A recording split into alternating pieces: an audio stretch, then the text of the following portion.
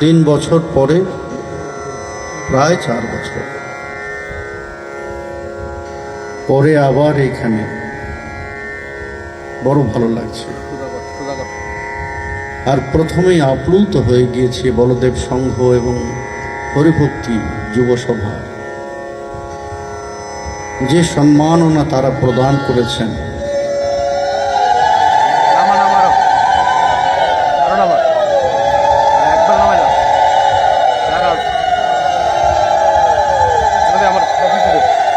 যে সম্মাননা তারা প্রদান করেছেন, আমি সত্যি আপ্লুত তাতে।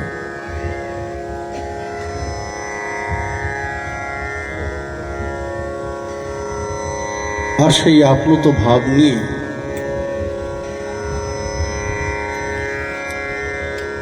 আমি সেবার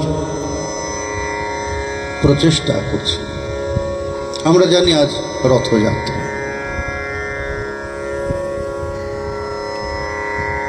এই রথযাত্রা ভগবানের বিজয় যাত্রা। শ্রী গৌরসুন্দর আরম্ভ করেছেন না, তা নয়। নীলাচলের রথযাত্রা মহারাজ ইন্দ্রদ্যুম্নের সময় থেকেই আরম্ভ হয়েছিল।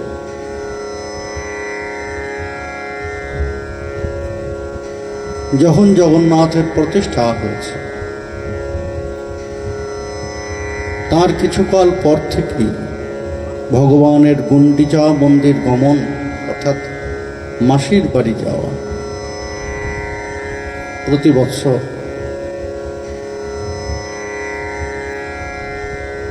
এখন যেমন 3টে রথে জগন্নাথ, বলভদ্র, সুভদ্রা দেবী বিজয় করেন, সেই তখন প্রাচীনকালে মহারাজ ইন্দ্রদ্যুম্নের সময়, তার বেশ কিছুকাল পর পর্যন্ত তখন 6টা রথ হতো। কেন 6টা রথ হতো? জগন্নাথ মন্দির থেকে গুন্ডিচা মন্দিরের মাঝখানে একটি নদী ছিল। 18 নালার যে নদীটি, সেটা এই রাস্তার মাঝখান দিয়ে, এখন যেখানে রাস্তা সেখানে এই নদী ছিল। মন্দির থেকে জগন্নাথ, বলদেব, সুভদ্রা ওই নদীর এই পার পর্যন্ত আসতেন 3টে রথে। এরপর নদী পার করে আবার নতুন 3টে রথে আরোহণ করতেন, নিয়ে তারপর গুন্ডিচা গমন করতেন।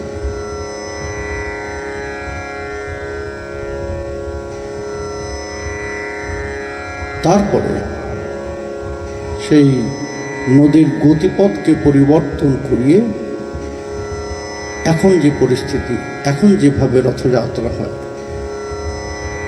সেইভাবে রথযাত্রা আরম্ভ হয়েছে।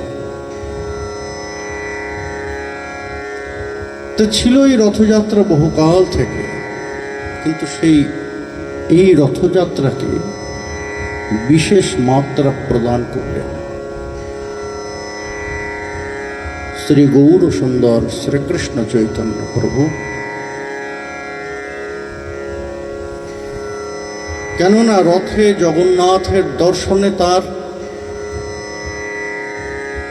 অপূর্ব এক ভাবের প্রকাশ হয়েছে।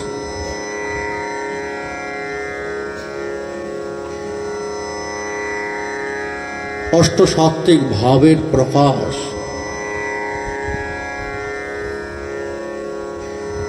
কখনো দশবিধ চিত্র জল্পের প্রকাশ।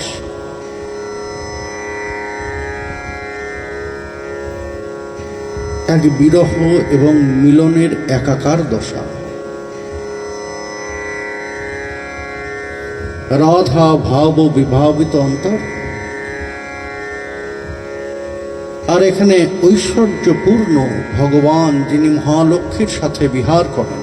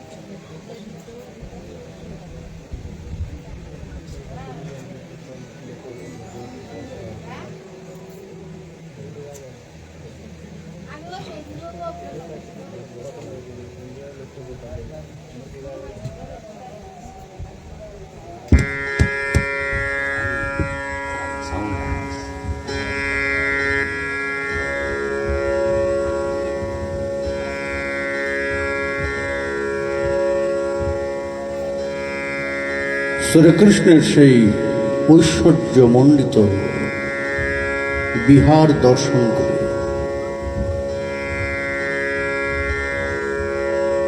প্রভুর অন্তর্দশায় হৃদয় আন্দোলিত, বিরহ মিলনের অপূর্ব প্রকাশ।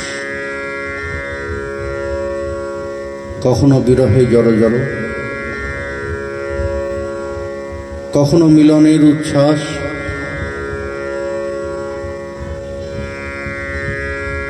রথাগ্রে প্রভু কখনো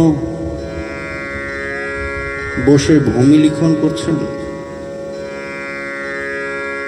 কখনো উদ্দণ্ড নৃত্য করছেন, কখনো মণিমা মণিমা বলে হুঙ্কার দিচ্ছেন।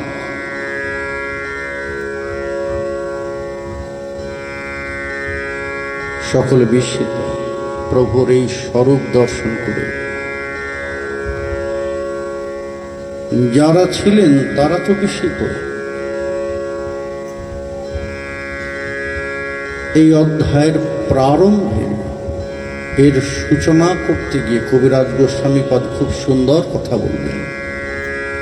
সজিয়াত কৃষ্ণ চৈতন্য শ্রী রথাগ্রে ননর্তয়া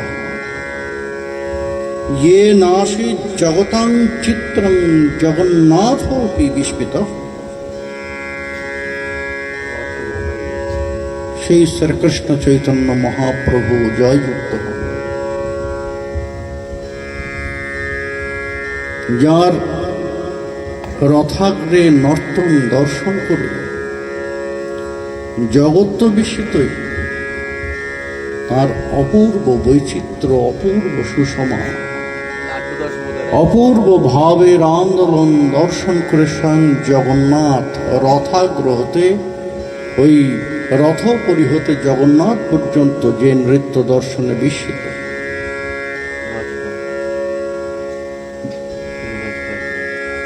আজ সেই রথযাত্রা, যার দর্শনে মুক্তি। এই রথের মহিমা কথা বলতে গিয়ে শাস্ত্র কি বললেন? রথে তু বামনং দৃष्ट्वा পুনর্জন্ম ন বিদ্যতে।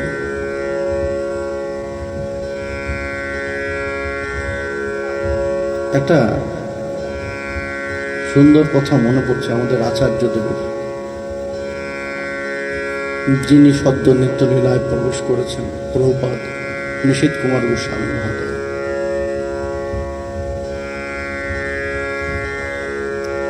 আমরা যখন অধ্যয়ন করছি, অধ্যয়ন করতে করতে এই প্রসঙ্গ, এই চৈতন্য চরিতামৃতের এই প্রসঙ্গ, এই প্রসঙ্গের পঠন হচ্ছে, তিনি আমাদের পাঠ দান করছেন। করতে করতে হঠাৎ করে রথোপরি জগন্নাথ দর্শনের মহিমা কি জানো?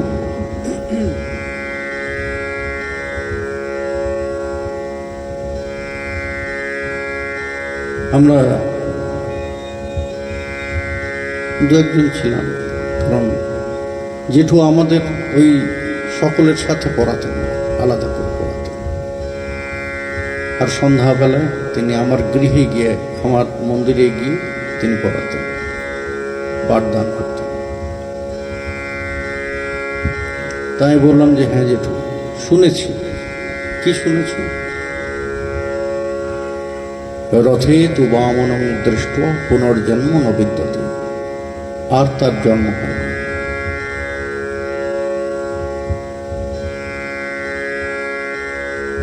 ঠিকই শুনেছ, কিন্তু আমার অনুভব একটু অন্য কথা বলে, জানো? কি অনুভব যেটু? বলে যে যিনি এই রথে জগন্নাথের দর্শন করেন, করে মহাপ্রভুর স্মরণ করেন যে রথাগ্রে মহাপ্রভু নর্তন করছেন, এমন লীলা স্মরণ করেন, তার কি হয় জানো? রথে তু বামনং দৃষ্ট পুনর্জন্ম নবদ্বীপে।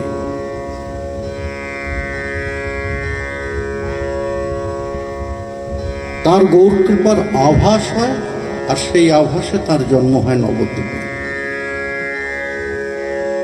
আর নবদ্বীপে যখন জন্ম হয়, ধামের কৃপা হবে। আর তারপর যদি সদ্বৈষ্ণব সদ্গুরুর কৃপা সে লাভ করে, তাহলে একদিন ব্রজে যাবে। নবদ্বীপকে উপেক্ষা করে তো ব্রজে যাওয়া যায় না, আগে তো তাকে নবদ্বীপে আসতেই হবে। এই রথের মহিমা হচ্ছে সেইটি, পুনর্জন্ম নবদ্বীপে।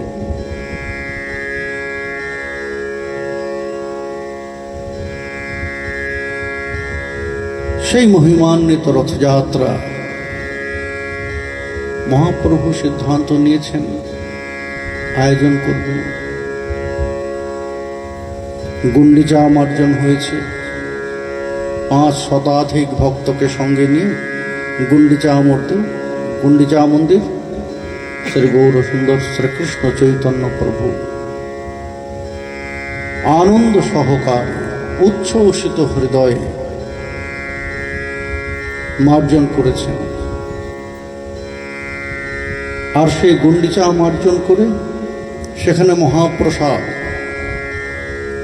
কাশী মিশ্র সেই মহাপ্রসাদ পাঠিয়েছেন। ভক্তগণ সঙ্গে প্রভু সেই মহাপ্রসাদ গ্রহণ করেছেন। পরমানন্দ প্রভুর মনে আনন্দ কি নাই যে 15 দিন পর জগন্নাথ ওই বিরহ এবং মিলন দুয়েরই একটা বিষয় আছে, একটা অভিমান আছে। রাধা ভাব বিভাবিত হৃদয় তো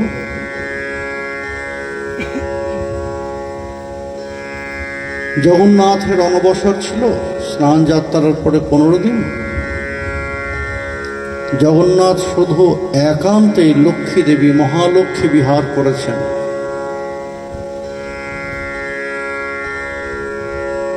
অনবসর শুধু লক্ষ্মী দেবী ছাড়া জগন্নাথের নিকটে তখন আর কেউ নেই, ভক্তরা পর্যন্ত গমনের সুযোগ পান না। রাধা ভাব বিভাবিত অন্তর শ্রী গৌর সুন্দর শ্রীকৃষ্ণ চৈতন্য প্রভু তার প্রিয়তমের দর্শন করতে পারেননি।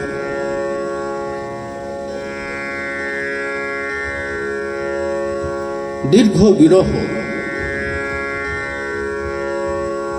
এ তো 15 দিন নয়, কত সহস্র যুগ যেন অতিবাহিত করেছেন। কারণ প্রেমের স্বভাব তো এমন,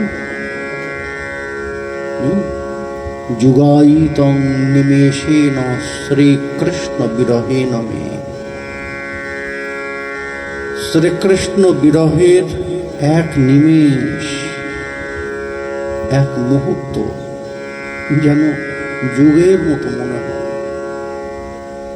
এক মুহূর্তই এক যুগ, তাহলে 15টা দিন কত সহস্র যুগকে অতিবাহিত করেছেন শ্রীকৃষ্ণ বিরহ।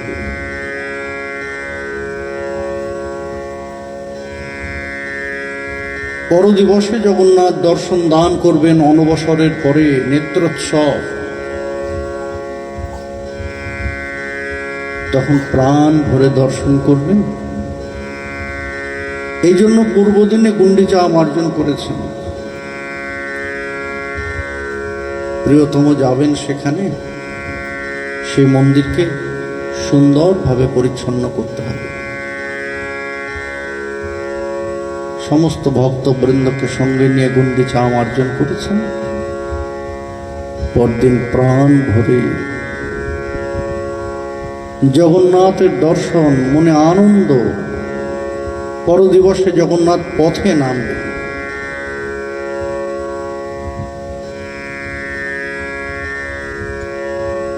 জগন্নাথ দর্শন করেই পর দিবসের পরিকল্পনা করলেন। শুনুন, আমরা সকলে মিলে আনন্দ করব, মহানন্দ করব।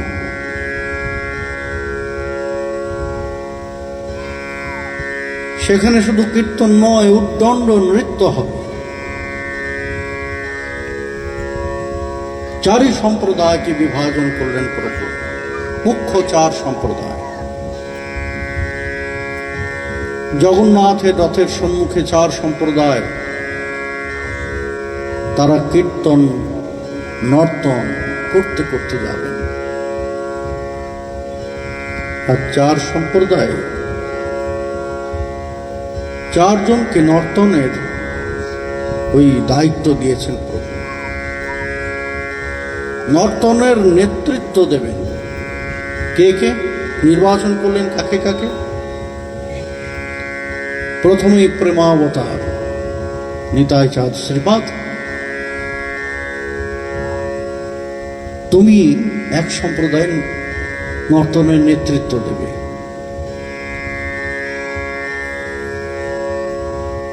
হে আচার্য সীতানাথ, তুমি এক সম্প্রদায় নর্তনের নেতৃত্ব দেবে। প্রভুর পরম প্রিয় নামাচার্য হরিদাসকে দায়িত্ব দিলেন আরেক সম্প্রদায়। আর যার নর্তন বিলাস প্রভুর মনকে মোহিত করে, তাকে পরম স্নেহে কাছে ডাকলেন। বক্রেশ্বর, তুমি এক সম্প্রদায়ের নেতৃত্ব দেবে, নর্তনের নেতৃত্ব। কীর্তনিয়া বিভাজন করলেন। তুমি এই সম্প্রদায়ে কীর্তন করবে, তুমি এই সম্প্রদায় কীর্তন করবে। মুখ্য 4 সম্প্রদায়।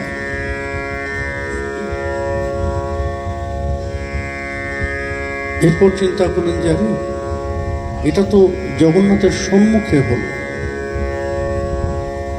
জগন্নাথকে চারিপাশ হতে কীর্তনে মোহিত করতে হবে, আমোদিত করতে হবে।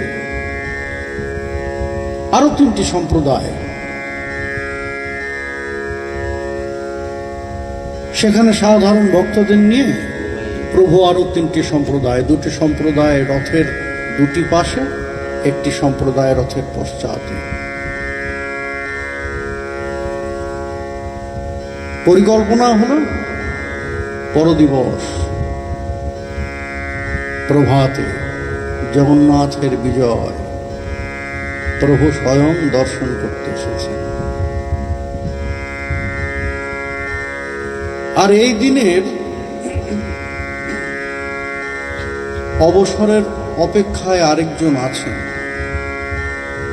যে এই দিন প্রভু যদি একটু কৃপা করেন। এতদিন ধরে প্রভুর থেকে তিনি শুধু না শুনে এসেছেন। ভক্তদের দিয়ে প্রার্থনা করিয়েছেন, না। তিনি কি গজপতি উড়িষ্যাপতি মহারাজ প্রতাপরুদ্র।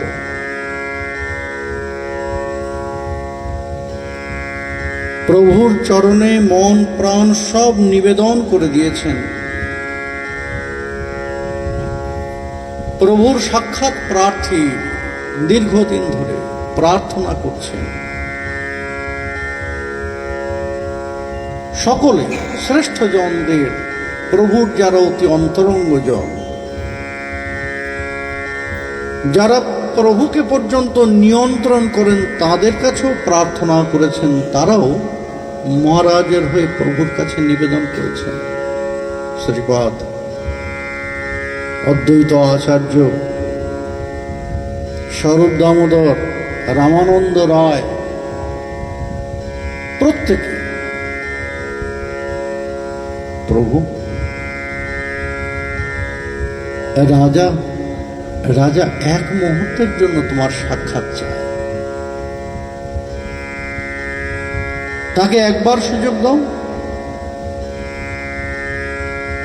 সে তোমার চরণে তার মস্তক স্পর্শ করে চলে যাবে, আর কিছু বলবে না।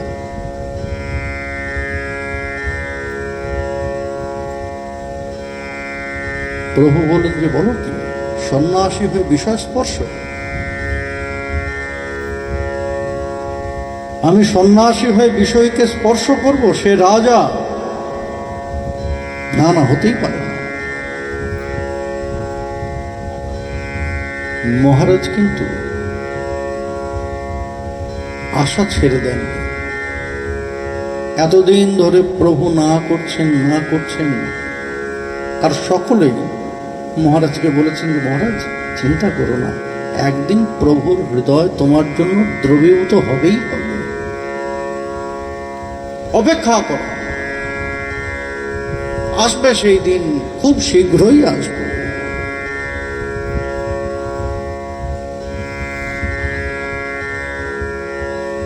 শোনো, মনে হয় সেই দিন হচ্ছে রথযাত্রা। হয়তো এই রথযাত্রা দিনেই প্রভু বিশেষভাবে থাকেন। অন্যান্য দিনের মতো সেদিন প্রভু পরম গম্ভীর নন, কখনো উচ্ছ্বসিত, কখনো করুণ রসে ডুবে যান। মহারাজ সেই ভরসা নিয়ে আছে যে রথযাত্রার দিনে নিশ্চয়ই প্রভু কৃপা করবেন। নাও করতে পারেন, আমি অপেক্ষা করব, চিন্তা নেই, আমি অপেক্ষা করব। এই জন্মে না হোক পরের জন্মে না হোক তারপরের জন্মে, একদিন না একদিন তো প্রভু আমাকে কৃপা করবেনই করবেন।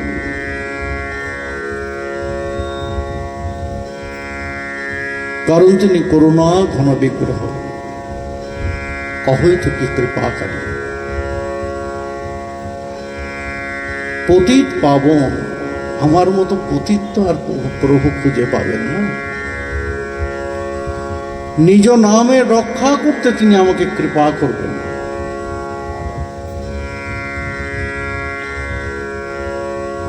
মনে বড় আশা। সেদিন অতি প্রভাতে মহারাজ তার অনুচর বৃন্দকে নিয়ে জগন্নাথের বিজয় এবং জগন্নাথের সেবা করতে উপস্থিত হয়েছে।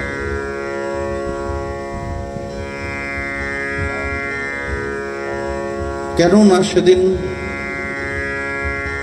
উড়িষ্যার অধিপতি তো জগন্নাথ, মহারাজ তো সেখানে প্রতিনিধি, জগন্নাথের প্রতিনিধি। জগতের নাথ যেখানে আছেন সেখানে আরেকজন রাজা কি করে হন, তাই না?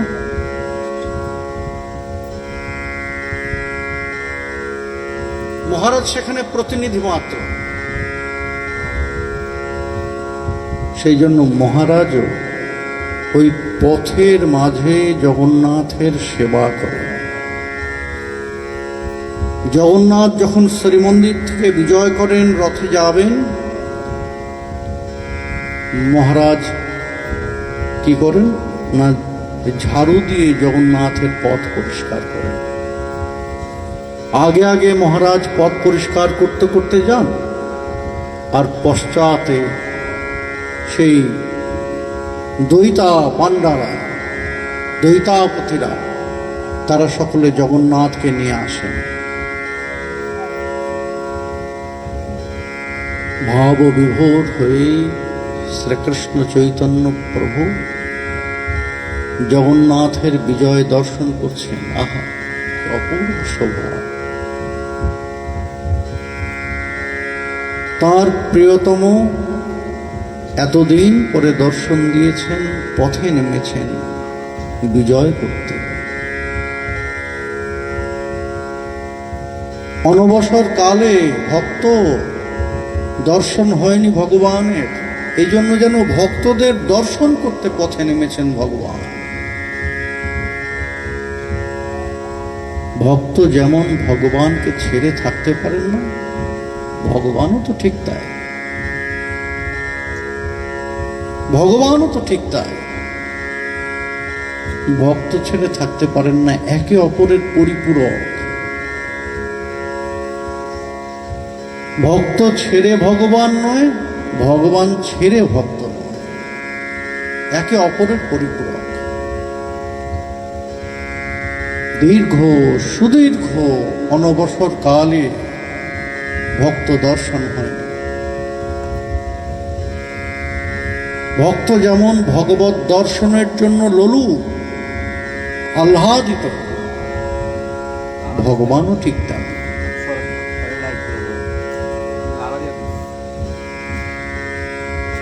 প্রভু সেটি যেন অনুভব করেছে।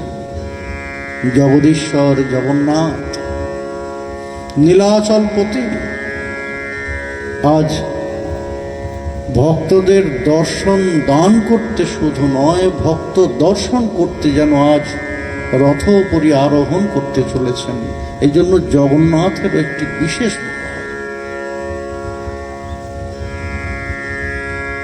প্রেমে ডগমগ হৃদয়, ভাব বিভোর। কত শত দৈতাপতিরা তারা জগন্নাথকে ওই নিয়ে আসছেন রথে। কখনো জগন্নাথ দক্ষিণে হেলে পড়ছেন, কখনো বামে হেলে পড়ছেন।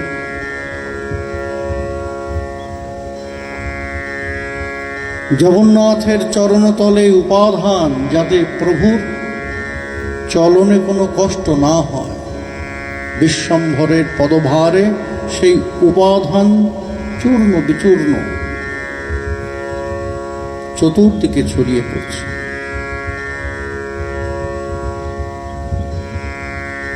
দৈতাপতিরা তাদের প্রভুকে আনন্দ সহকারে রথে নিয়ে আসছেন। শ্রীকৃষ্ণ চৈতন্য প্রভু তাঁর মণিমার সেই অপূর্ব নয়ন দুটি দর্শন করছেন। আহা, প্রেমের এমন অপূর্ব প্রকাশ! জগন্নাথের সেই বিচিত্র রূপ প্রকাশের সেই কথা মনে পড়েছে। এ তো তোমার প্রেমময় রূপ। জগন্নাথের এই স্বরূপ তো যেমন তেমন নয়। শ্রীমতী রাধা রানীর কথা শ্রবণ করতে করতে, তাও কার মুখে? দেবকী মায়ের মুখে। দেবকী মা শ্রীমতী রাধা রানীর প্রসঙ্গ বর্ণন করছেন। শ্রীকৃষ্ণ মহিষী বৃন্দকে সেই কথা শ্রবণ করতে করতে প্রেমে বিগলিত হয়ে গিয়েছেন প্রভুর তনু। হস্ত চরণ ভিতরে সংকুচিত হয়ে প্রবেশ করছে, নয়নগুলি দ্রবীভূত হয়ে যেন মিশে যাচ্ছে। বিচিত্র সেই স্বরূপের প্রকাশ হয়েছে জগন্নাথে নীলাচলে। প্রভুর প্রেমবশ্যতার কথা জগৎকে জানাতে।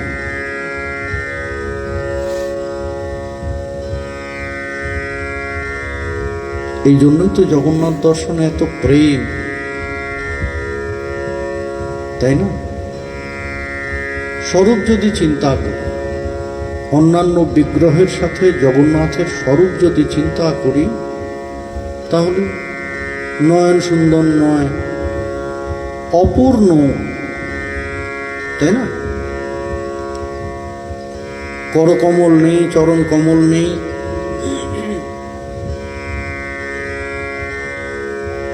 কিন্তু জগন্নাথ দর্শন করে সেখান থেকে নয়ন ফিরিয়ে নেওয়া যায় না।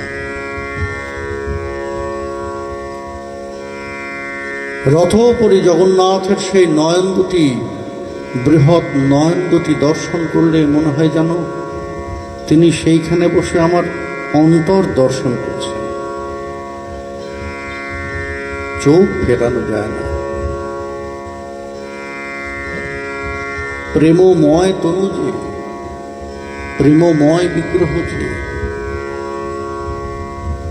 রাধা ভাবে বিভাবিত হয়ে শ্রী গৌর সুন্দর শ্রীকৃষ্ণ চৈতন্য প্রভু তার মণিমাকে নয়ন ভরে দর্শন করছেন। জগন্নাথ আরোহণ করলেন রথে। তার পূর্বে বলভদ্র সুভদ্রা রথে বিজয় করেছেন, কারণ এটাই নীলাচলের রীতি। প্রথমে বলভদ্র রথে বিজয় করেন, এরপর সুভদ্রা দেবী রথে বিজয় করেন, সর্বশেষে জগন্নাথ। কেননা তাকে আনা, মন্দির থেকে এনে রথে আরোহণ করানো দৈতাপতিদের খুব সহজসাধ্য বিষয় নয়। যারা রথ দর্শন করেছেন সম্মুখ থেকে, তারা এই বিষয়টি অনুভব করবেন।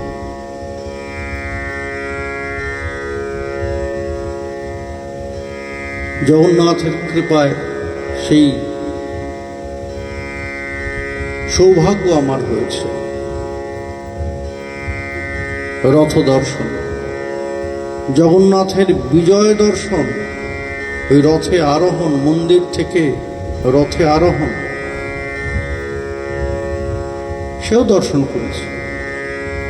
প্রচন্ড ভিড়, তার মধ্যে যেন একটু ভিন্ন ভাব, প্রেমে ডগমগ হৃদয়, প্রেমোন্মত্ততা যেন জগন্নাথের মধ্যে তখন বিশেষভাবে প্রকাশিত হয়। হেলে পড়েন শত শত দৈতাপতি পাণ্ডারা, তারা ঠেলে জগন্নাথকে তুলতে পারেন না। রথে আরোহণ করানোর সময় জগন্নাথ মাঝখানে দাঁড়িয়ে গেছেন, তো দাঁড়িয়ে গিয়েছেন, ঠেলে তাকে তোলা যাচ্ছে না, টেনে তাকে তোলা যাচ্ছে না।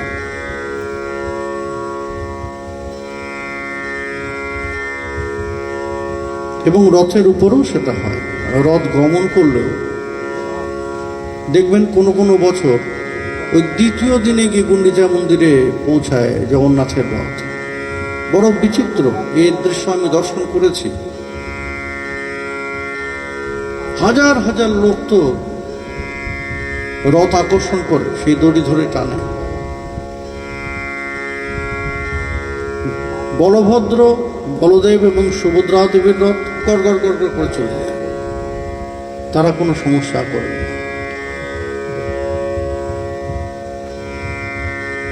কিন্তু জগন্নাথের রথ, রথের উপরে উঠে জগন্নাথের যেন একটা ভিন্ন ভাব। ও যেতে যেতে দাঁড়িয়ে পড়ে, সহস্র সহস্র মানুষ টেনেও সেই রথকে এগোতে পারে না, 1 ইঞ্চি এগোতে পারে না। একদম সামনে থেকে আমি দর্শন করেছি বিষয়টা, 1 ইঞ্চি এগোতে পারে না। যে পাণ্ডারা থাকে রথের উপরে, তারা জগন্নাথকে প্রার্থনা করে, কত ভালো ভালো কথা বলে,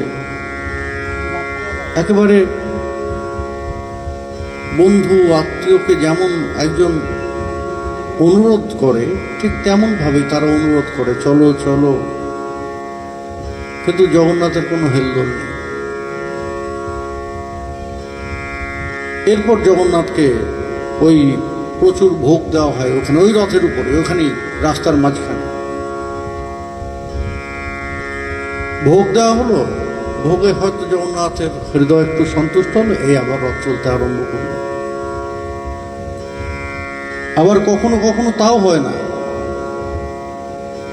খাওয়া দাওয়া করে আবার দাঁড়িয়ে থাকে। ভালো ভালো সে পিঠে টিঠে সমস্ত কিছু, কত রকমের ওই মিষ্টান্ন, পিষ্ট, পিঠে, ভোগ টোগ হলো। জগন্নাথ সবকিছু নিলেন, গ্রহণ করলেন, গ্রহণ করে আবার দাঁড়িয়ে পড়লেন, যাবেন না, কিছুতেই যাবেন। আবার দড়ি টানা হলো, এই টানা হলো। এরপর একটু রেগে কথা বলতে আরম্ভ করে ওই দৈতাপতিরা জগন্নাথকে। জগন্নাথের সামনে দাঁড়িয়ে তারা সকলে একটু রেগে কথা বলে। তাতেও কাজ হয় না যখন, তখন অশ্রাব্য গালাগাল করতে আরম্ভ করে। আমি নিজে শুনেছি, অশ্রাব্য গালাগাল করতে আরম্ভ করে ওই দৈতাপতি পাণ্ডারা। না, এটা আমি বলতে পারি না যে তারা অপরাধ করছে, কারণ জগন্নাথের প্রতি তাদের যে প্রেম, তাদের আচরণ নিয়ে ওই বিচার বিশ্লেষণ করার অধিকারই আমাদের নেই। কারণ প্রেমের সেই পর্যায়ে আমরা হয়তো কোনোদিনই পৌঁছতে পারব না। ভক্তি, নিষ্ঠা, এই পর্যায়ে হয়তো আমরা কোনোদিনই পৌঁছতে পারবো না। এই পর্যায়ে যদি পৌঁছানো যায় তাহলে সবকিছু হবে।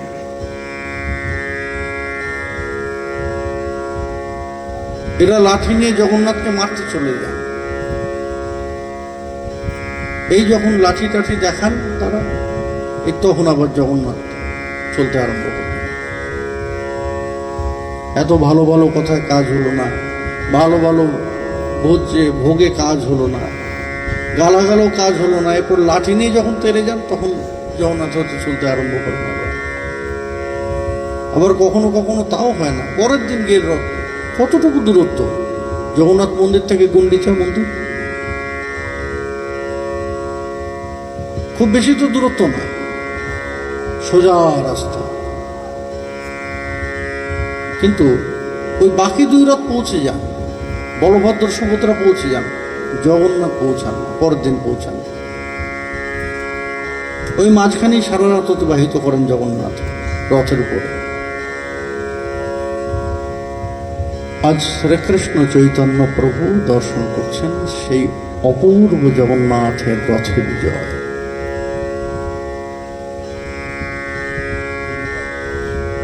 রথে আরোহণ করছেন জগন্নাথ, প্রভুর সম্মুখে এসে পূর্ব ভাবের দোলা দিচ্ছে। পূর্ব ভাবের দোলায়, অর্থাৎ ওই পূর্ব অবতারে শ্রীকৃষ্ণ অবতারে সেই লীলার দোলা যেন তার হৃদয়ে দিচ্ছে। প্রভুর ইঙ্গিতে চারি সম্প্রদায় কীর্তন নর্তন আরম্ভ করেছেন। রথ এগিয়ে চলেছে।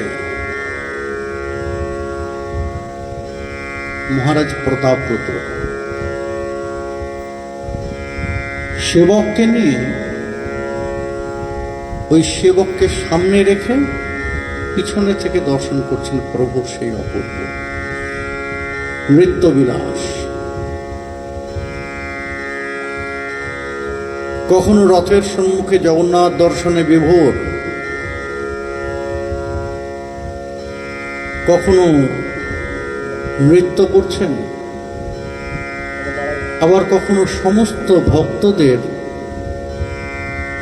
আনন্দ দিতে এক অপূর্ব ঐশ্বর্য বিলাস প্রকাশ করছেন।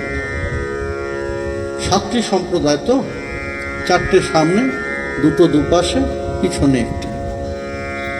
সাতটি সম্প্রদায়ের প্রত্যেকেই দেখছে প্রভু তাদের সম্প্রদায়ে নৃত্য করছেন। ভগবানের বিচিত্র ঐশ্বর্য, সকলেই ভক্তরা সকলেই নিজেদের কৃতজ্ঞতার্থ মনে করছেন যে আহা, প্রভু আমাদেরই ভালোবাসেন, এই জন্য আমাদের সম্প্রদায়ে এসে নৃত্য করছেন।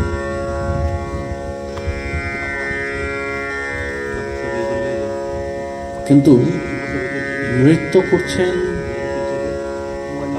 জগন্নাথের দর্শন করছেন, অন্তরে কিন্তু আন্দোলন চলছে, ভিতরে আন্দোলন চলছে, পূর্ব ভাবের দোলায় তুলছেন। স্বরূপ দামোদরকে ইঙ্গিত করলেন, স্বরূপ রথ করি, আমার মণিমা বিরাজিত, তোমার মুখে কিছু আস্বাদন করতে চাই। প্রভুর মনের ভাবকে অনুভব করে স্বরূপ দামোদর কীর্তন আরম্ভ করেছেন। স্বরূপ দামোদর বুঝেছেন, কারণ তিনি তো যেমন তেমন নন, যাকে প্রভু আদেশ করলেন তিনি কে? তিনি ব্রজের ললিতা সখী। ললিতা সখী প্রভুর আদেশ পেয়ে সঙ্গে সঙ্গে কীর্তন আরম্ভ করেছেন। সেই তো পরাণনাথ পাইল, যাহা লাগি মদন দহনে ঝুরি গেল। স্বরূপ দামোদর উচ্চস্বরে প্রভুর মনের ভাবকে ব্যক্ত করছেন জগন্নাথের সম্মুখে। আর শ্রীকৃষ্ণ চৈতন্য প্রভু কখনো রাধা ভাবে বিভাবিত অন্তর, কখনো ভক্ত অবতার, তো ভক্ত ভাবকে অঙ্গীকার করে রথপরি জগন্নাথের বন্দনা করে প্রার্থনা করছে, হে প্রভু, আমি আর কিছু চাই না, যদি আমাকে দিতে হয় কিছু, আমাকে তাহলে ওই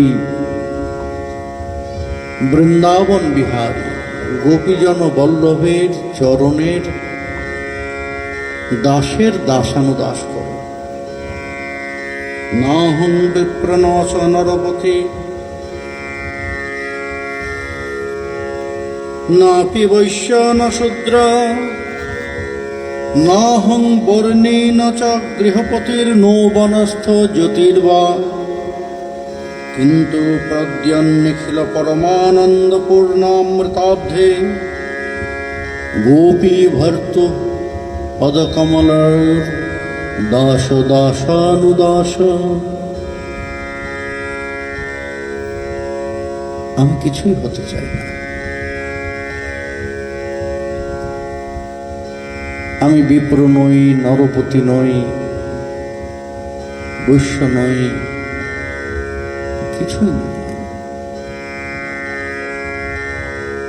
আমার মনের বাসনা সেটাই, আমি সেই বৃন্দাবন বিহারী গোপীজন বল্লভের চরণ কমলের দাস দাসানুদাস।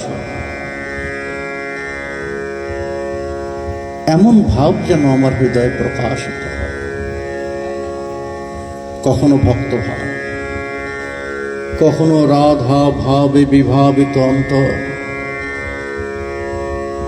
স্বরূপ দামোদরের কীর্তন শুনে প্রভু আর নিজেকে ধরে রাখতে পারছেন না, সপ্ত সম্প্রদায়কে একত্রিত করলেন।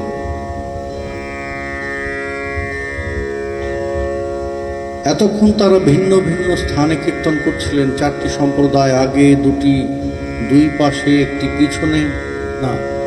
এখন প্রভুর নিজের নর্তন বিলাসের ইচ্ছা জাগ্রত হয়েছে, সাতটি সম্প্রদায়কে একত্রিত করলেন। একত্রিত করে উদ্দণ্ড নৃত্য আরম্ভ করেছে। উদ্দণ্ড নৃত্য মধ্যমণি হয়ে শ্রীকৃষ্ণ চৈতন্য প্রভু আর তাকে ঘিরে নৃত্য করছেন নিত্যানন্দ অদ্বৈত শ্রীবাস গদাধর সকলে। কীর্তনীয়ারা উচ্চস্বরে কীর্তন করছেন, প্রভু কখনো চিৎকার করে জগন্নাথকে আহ্বান করছেন, কখনো উদ্দণ্ড নৃত্য করছেন, কখনো ছুটে যাচ্ছেন, কখনো আবার ছুটে আসছেন। মহারাজ প্রতাপরুদ্র অপূর্ব লীলা দর্শন করছেন। আরে এমন বিচিত্র বিলাস তো কখনো দেখিনি। এক জগন্নাথকে আমি দেখছি রথোপরি, তিনি অচল হয়ে আছেন। আবার সেই জগন্নাথকে দেখছি এই এই পুরীর পথের মধ্যে ছুটে ছুটে কখনো বেড়াচ্ছেন, কখনো উদ্দণ্ড নৃত্য করছেন, কখনো ভূমে গড়াগড়ি দিচ্ছেন। সচল জগন্নাথ, অচল জগন্নাথ। না না, আমি আমার গতিকে আমি খুঁজে নিয়েছি। এই শ্রীকৃষ্ণ চৈতন্য প্রভুই আমার গতি, আমার মূল লক্ষ্য।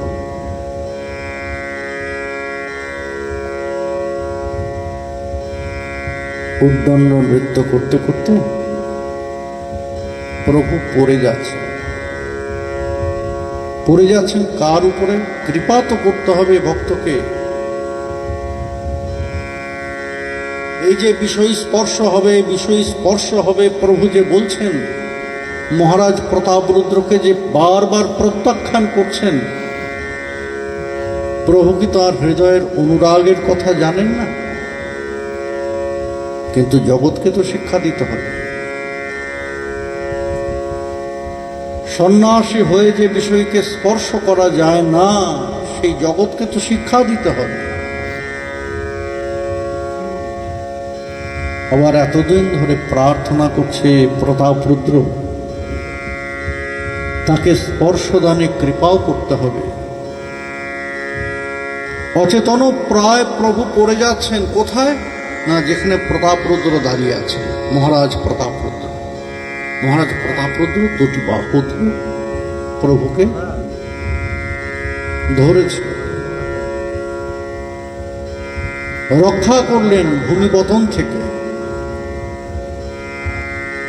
প্রভু চোখ মেলে চাইলেন, মহারাজকে দর্শন করলেন, ছিটকে মহারাজের থেকে দূরে সরে গেলেন। ছি, বিষয় স্পর্শ হলো, আমার সন্ন্যাসী হয়ে বিষয় স্পর্শ হলো। আবার ছুটে গিয়েছেন।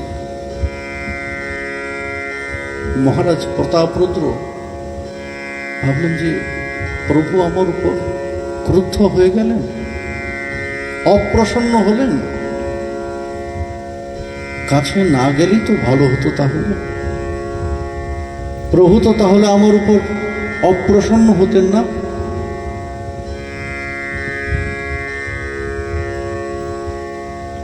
অদ্বৈত আচার্য ভরসা দিলেন, না না মহারাজ, তুমি যা মনে করছো তা নয়।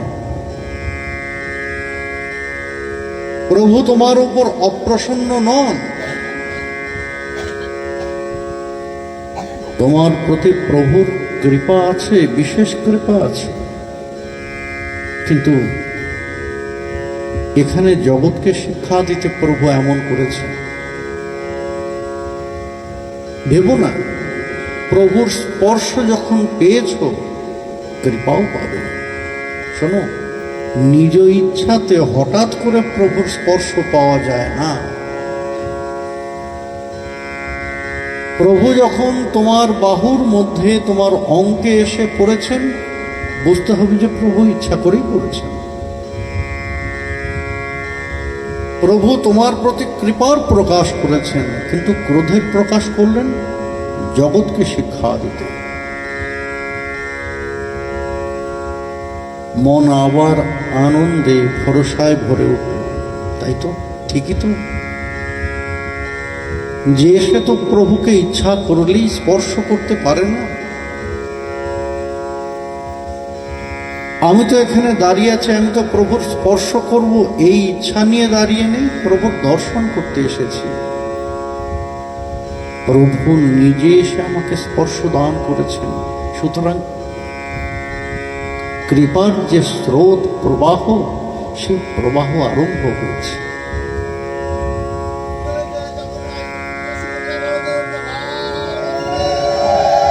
সেই কৃপার প্রবাহ আরম্ভ হয়েছে।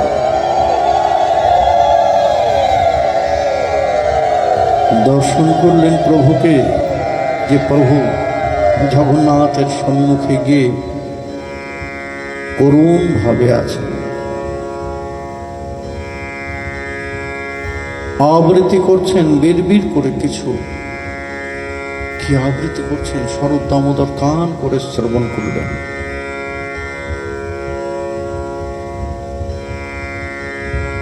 তির্যক নয়নে তেরোছা চাহনিতে জগন্নাথের দিকে চাইছেন, পূর্ণ রাধা ভাব ও বিভাবিত অন্তর। বাহ, তুমি এখানে তোমার মহিষীদের পেয়ে বড় আনন্দে আছো, তাই না? যেন মনের কথা তার সাথে বলছেন।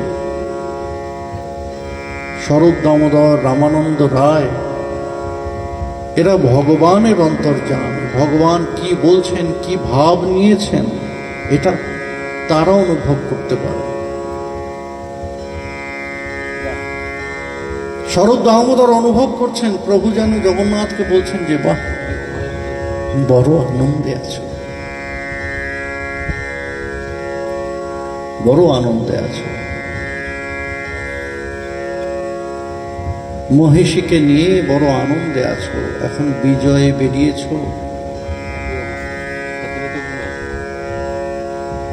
খুব সুন্দর।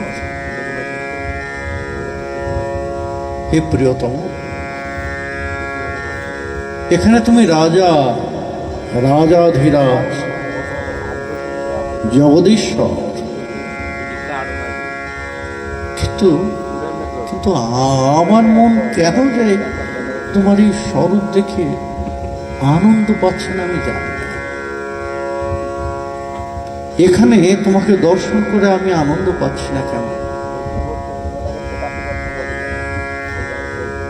কত সহস্র সহস্র ভক্ত, তারা তোমার দর্শন করে আনন্দে আপ্লুত, কিন্তু আমার মন কেন সেই বৃন্দাবনের কথা মনে করছে? यह कौमार हर शैव हि वरुस्तायव चित्रक्षपास्ते चन्मीलित मालति सुरभय प्रौढ़ा कदम। জানো প্রিয়, তুমি এখানে কত শত অলঙ্কারে বিভূষিত, সেখানে আমি ব্রজের কথা বলছি। তোমার কি মনে আছে সেই ব্রজের কথা? হে কৃষ্ণ, ব্রজের কথা তোমার মনে আছে না ভুলে গিয়েছো তুমি? একবার মনে করে দেখো তো। আচ্ছা, তোমার মনে পড়ে তোমার সেই বনসাজের কথা? বনমালায় তোমার সখারা তোমাকে সাজিয়ে দিতেন, পুষ্প অলঙ্কারে, সেই বৃক্ষপত্রে তোমাকে অপূর্ব অপূর্ব ভাবে সুসজ্জিত করে দিতেন। না না, সেখানে তোমার অলঙ্কার বিলাস এত প্রীতির ছিল না, এত ভালোবাসতে না। তুমি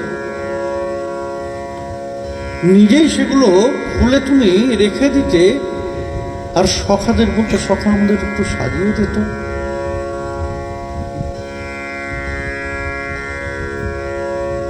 চন্মিলিত মালতি সুরভয় প্রৌঢ়া কদম। হে কৃষ্ণ, আমার সেই স্থানের কথা মনে পড়ছে।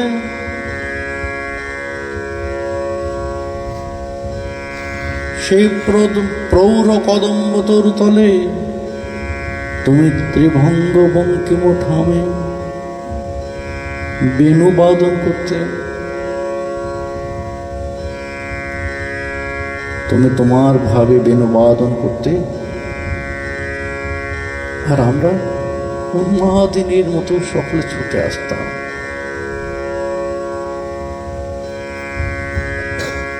উন্মাদিনীর মতো ছুটে আসতাম। জানো কৃষ্ণ, আমাদের ভাবটা কেমন ছিল? চকর পক্ষী যারা চন্দ্র কিরণ নিষ্ণাত সুধা সেই অমৃত পান করে জীবন ধারণ করে। চন্দ্র কিরণ থেকে সুধা খরিত হয়। চকর পক্ষী তারা প্রাণ ধারণ করেন কিসে? না, ওই সুধা পান করে তারা নিজেদের জীবন ধারণ করে। হে কৃষ্ণ, আমরা সেই চকর পক্ষী যারা চন্দ্র কিরণ থেকে খরিত সুধা পান করে জীবন ধারণ করে। আর আমাদের চন্দ্র হচ্ছে কৃষ্ণচন্দ্র। এই জগতের চন্দ্রের সুধা আমরা পান করি না। এই চন্দ্র আমাদের মনকে মোহিত করে না। আমাদের চন্দ্র হচ্ছে পূর্ণ কৃষ্ণচন্দ্র, আর তার উদয়গিরি হচ্ছে বৃন্দাবন।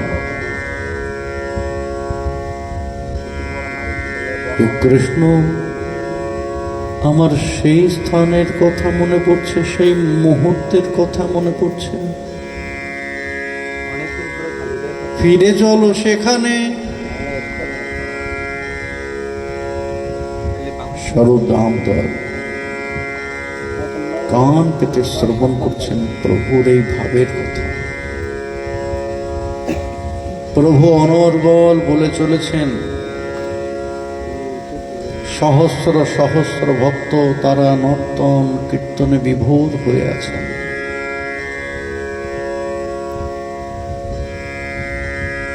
আর সচল জগন্নাথ, তিনি রাধা ভাব বিভাবিত হয়ে ওই রথাগ্রে কখনো বসে পড়ছেন, ভূমি লিখন করতে করতে, অঙ্গুলির দ্বারা ভূমি লিখন করতে করতে তার মনের কথা জানাচ্ছেন। কখনো উদ্দণ্ড নৃত্য করতে করতে চিৎকার করে জগন্নাথকে আহ্বান করছেন।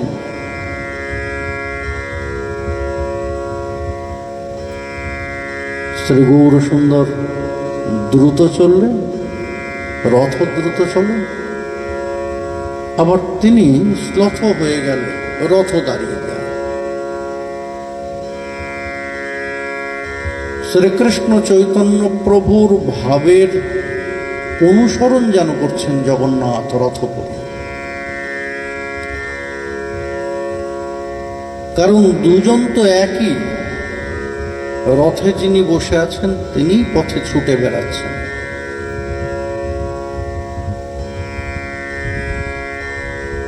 আর রথপরি বসে, রথে যিনি বসে আছেন তিনি ঐশ্বর্যমণ্ডিত, যেন বাসুদেব প্রেমের মূর্তি হতে পারেন, কিন্তু তিনি তো দ্বারকাধীশ।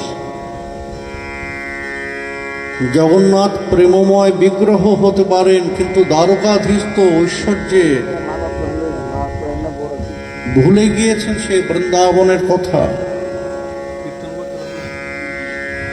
শ্রীমতী কেমন ভাবে উন্মাদিনী হয়ে সূর্যকান্ত, ওই প্রখর তাপের মধ্যে সূর্যকান্ত মনির উপর দাঁড়িয়ে আছেন কৃষ্ণ অন্বেষণে, ভুলে গিয়েছেন সেই সব কথা। এই জন্য আজ ওই রাধা ভাব বিভাবিত শ্রীকৃষ্ণ চৈতন্য যখন সম্মুখে নর্তন করছেন, উদ্দণ্ড নৃত্য, কখনো উন্মাদের মতো আচরণ, কখনো অভিমানিনী, কখনো প্রেমিকার ভাব। ওই ভাবের আন্দোলনে তুলছেন, অষ্টসাত্ত্বিক ভাবের বিকাশ। সেই কম্প, কখনো কাঁপছেন, কখনো দর দর ধারায় ধর্মাত্ম কলেবর হয়ে যাচ্ছেন, কখনো অশ্রুধারা বিকলিত হচ্ছে।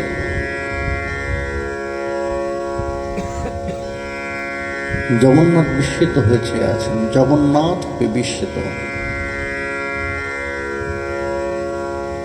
কি অপূর্ব ভাব! এই জন্য ওই তাঁকে দর্শন করতে যেন জগন্নাথ নিজের রথের গতি কখনো বাড়িয়ে দিচ্ছেন, কখনো শ্লথ।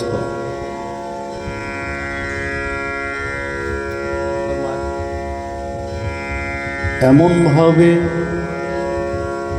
পারিষদ সঙ্গে শ্রীকৃষ্ণ চৈতন্য প্রভু জগন্নাথ রথ বিজয় করলেন। শ্রী শ্রী চৈতন্য চরিতামৃতে যে রথযাত্রার বর্ণন দিয়েছেন, সেখানে এই জগন্নাথের এই যে উপবনের নিকটে এসে ভোগ নিবেদন হলো, এই পর্যন্তই বলা হয়েছে। গুন্ডিচা মন্দির গমন পর্যন্ত সেই কথার বর্ণনা করা হয়নি।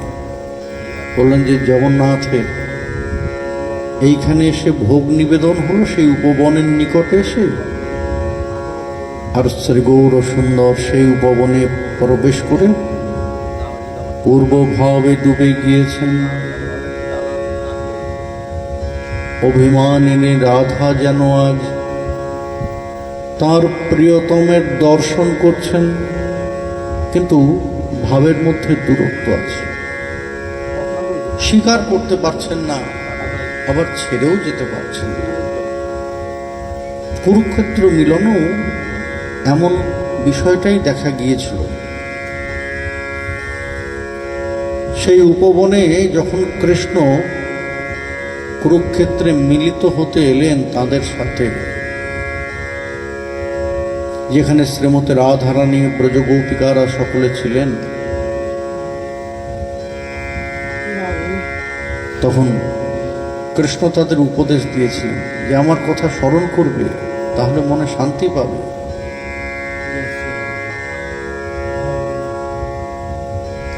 তখন এই ব্রজগোপিকার উত্তর দিয়েছিলেন, বাহ, চমৎকার কথা বললে তো কৃষ্ণ। আহুষ্যতে নলিন নাভ পদারবিন্দম যোগেশ্বরৈ হৃদি বিচিন্ত মকাদ বোধৈ সংসার কূপ পতিতোত্তরণাবলম্বম গেহং জুষামপি মনুষ্যু দিয়াৎ সদা ন। কৃষ্ণ, তোমার কথা আমাদের ভাবতে হয় না, তোমার কথা আমাদের ভাবতে হয় না, আমাদের হৃদয়টাই কৃষ্ণ স্বরূপ ধারণ করেছে। আমরা এসেছিলাম তোমাকে ফিরে পাওয়ার একটা আশা নিয়ে, প্রার্থনা করব যে ফিরে চলো ব্রজে, কিন্তু দেখলাম যে না, তুমি পরিবর্তিত হয়ে গিয়েছো, তোমার পরিবর্তন হয়ে গিয়েছে, তুমি সব ভুলে গিয়েছো ব্রজের কথা। এই তোমাকে আমরা চাই না, ফিরে যাও তুমি। এই রাজা কৃষ্ণকে আমরা চাই না,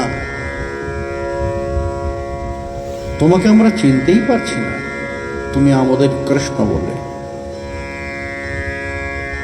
ঠিক সেই ভাবের প্রকাশ আজ প্রভুর হৃদয়ে আন্দোলিত হচ্ছে। স্বীকারও করে নিতে পারছেন না জগন্নাথের এই ঐশ্বর্যমণ্ডিত রথের বিজয়, আবার ছেড়েও যেতে পারছেন না।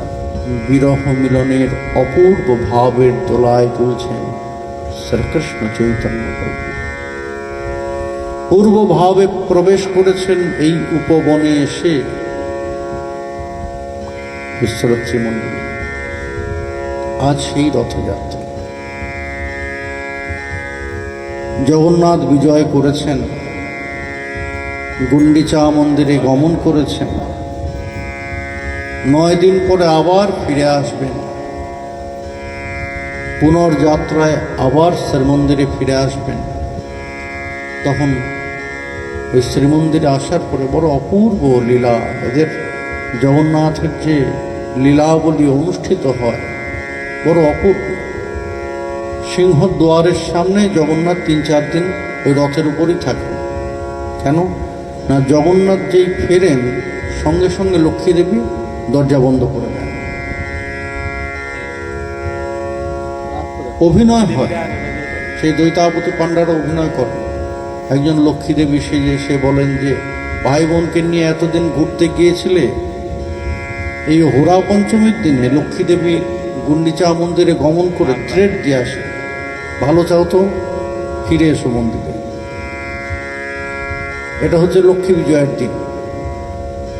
এই কয়েকদিন পরে হোরা পঞ্চমী, এই পঞ্চমী তিথিতে হেরা পঞ্চমী বা হোরা পঞ্চমী।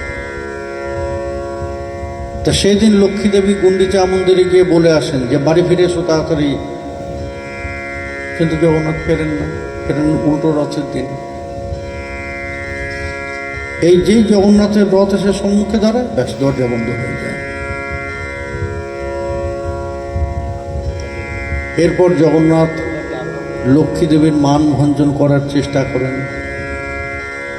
ভালো ভালো কথা বলে। শেষ পর্যন্ত ওই সোনাবেশ,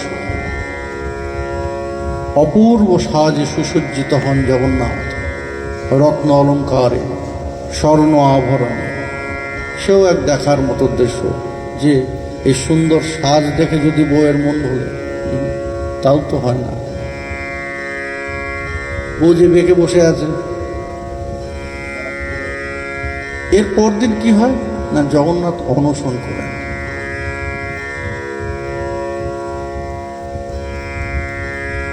ওই তার মন ভাঙানোর জন্য, রাগ ভাঙানোর জন্য জগন্নাথ অনশন করেন। কিচ্ছু ভোগ হবে না সেদিন জগন্নাথের।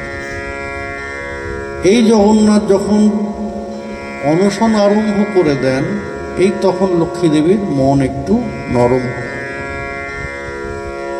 সন্ধ্যাবেলা এসে লক্ষ্মী দেবী দরজা খোলেন, বলে যে এসো এসো, ঠিক আছে, আর এমন করো না যেন।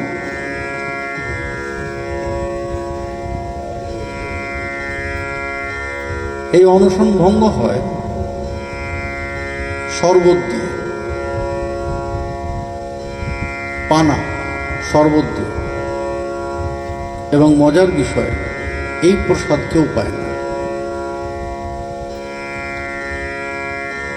জগন্নাথের এই অধর পর্যন্ত লম্বা লম্বা সেই মাটির কলস, তার মধ্যে পানা দেওয়া হয়। নিবেদন করেই সঙ্গে সঙ্গে ওগুলোকে ভেঙে দেবে, ওই জগন্নাথের সামনে ওই মাটির পাত্রগুলোকে ভেঙে দেবে, নিয়ে জল দিয়ে ধুয়ে দেবে, যাতে ওই প্রসাদ কেউ না নিতে পারে। বলা হয় যে এই প্রসাদটা ওই যারা রথের রক্ষক রয়েছেন, এই চতুর্দিকে ক্ষেত্রপালরা আছেন, এটা তাদের জন্য। এরপর জগন্নাথ মন্দিরে প্রবেশ করবেন। অপূর্ব সেই লীলা হতে থাকবে এই পুনর্যাত্রার পর পর্যন্ত। পুনর্যাত্রার পরও ওই সিংহদ্বারের সামনে এসে জগন্নাথ, বলরাম, সুভদ্রা তিনজনই দাঁড়িয়ে থাকবে। সেও জগন্নাথের কৃপায় সেও দর্শন হয়েছে, আমার সোনাবেশও দর্শন হয়েছে রথের উপর, জগন্নাথের কৃপায়। যাই হোক, এই দিনে শ্রী গৌর সুন্দরের শ্রীকৃষ্ণ চৈতন্য প্রভুর এই লীলা কথা যিনি স্মরণ করবেন, তারও মুক্তি অনিবার্য। কৃষ্ণদাস কবিরাজ গোস্বামী পাদ বললেন, শুধু জগন্নাথের দর্শন করলেই জগন্নাথের দর্শনের ফললাভ হয় না। সচল এবং অচল জগন্নাথের দুজনেরই লীলার যুগপৎ স্মরণ যদি হয়, তখনই জগন্নাথ দর্শনের ফললাভ হয়, তখনই জগন্নাথের কৃপা লাভ হয়।